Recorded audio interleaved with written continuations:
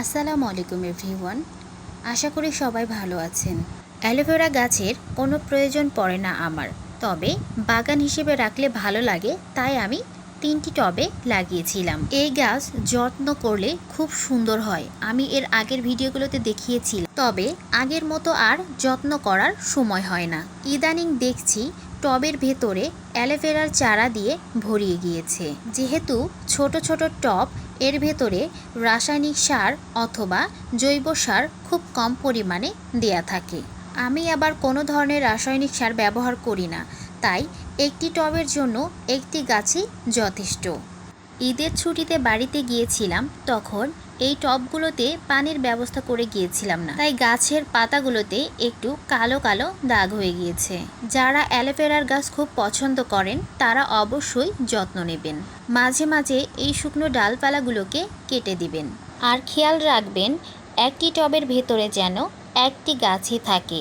যেমন দেখতে পাচ্ছেন আমার টবে কতগুলো চারা হয়েছে। অ্যালোভেরা গাছের কিন্তু প্রচুর পরিমাণে চারা হয়।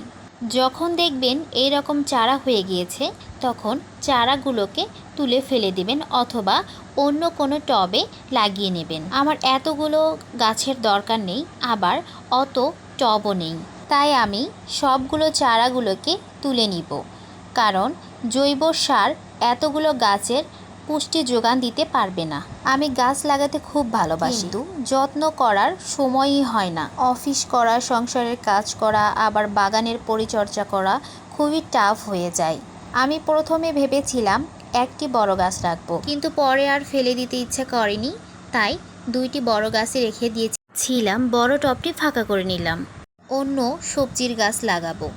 বাসা চেঞ্জ করতে হবে, তাই নতুন করে আর কোনো গাছ লাগাচ্ছি না। এর আগে লাগাতে চাইলাম, রোজার ঈদ গেল, আবার কুরবানি ঈদ গেল, তাই আর লাগানো হয়নি। কারণ চারা গাছের প্রচুর পরিমাণে যত্নের প্রয়োজন হয়। অতি বৃষ্টি বা অতি খরায় চারা গাছ মারা যায়, এদের খুব বেশি যত্ন করতে হয়। ভেবেছিলাম ছুটি থেকে এসে বীজগুলো বপন করব, কিন্তু এখন দেখছি হয়তো বা বাসা চেঞ্জ করতে হবে।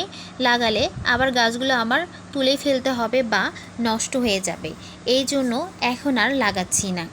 আমি সব চারাগুলোকে তুলে ফেলে দিচ্ছি, আর বড় 2টা গাছ লাগিয়ে রাখবো। আমি সবগুলো গাছ তুলে ফেলে দিলাম। আমার ভিডিও যদি ভালো লাগে তাহলে like, comment, share and subscribe করে পাশে থাকবেন। আজকে এই পর্যন্তই। আল্লাহ হাফেজ।